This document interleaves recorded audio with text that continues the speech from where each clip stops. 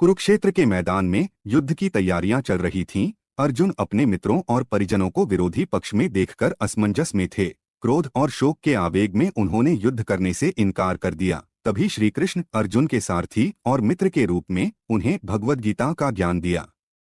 गीता के उपदेशों में से एक था क्रोध पर विजय प्राप्त करना। श्री कृष्ण ने अर्जुन को समझाया, अर्जुन, क्रोध एक अग्नि के समान है। यह तुम्हारी बुद्धि को भ्रमित कर देगा और तुम्हें कर्म का सही मार्ग भटका देगा। उन्होंने आगे कहा, क्रोध क्षणिक होता है, परंतु इसके परिणाम दूरगामी होते हैं।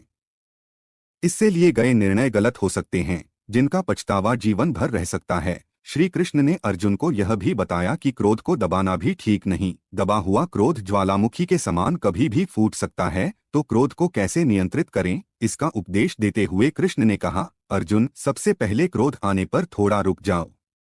अपनी श्वासों पर ध्यान दो। गहरी श्वास लेने से क्रोध की तीव्रता कम हो जाती है। फिर उस परिस्थिति पर विचार करो, क्या क्रोध करना उसका हल है? क्या इससे कोई लाभ होगा? इसके साथ ही अपने कर्तव्य को याद रखो। एक योद्धा के रूप में तुम्हारा कर्तव्य है धर्म युद्ध करना। श्री कृष्ण ने बताया कि क्रोध को रोकने के लिए सकारात्मक चीजों पर ध्यान देना भी जरूरी है।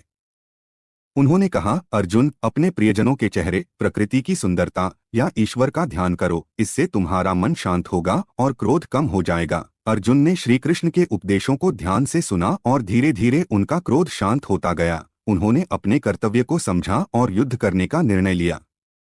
गीता का यह संदेश आज भी प्रासंगिक है। क्रोध हमारे जीवन का एक स्वाभाविक हिस्सा है, परंतु उसे नियंत्रित करना ही सच्ची शक्ति है। दोस्तों, ऐसे ही और वीडियोस के लिए हमारे चैनल विवेक एआई स्टोरीज को सब्सक्राइब करें।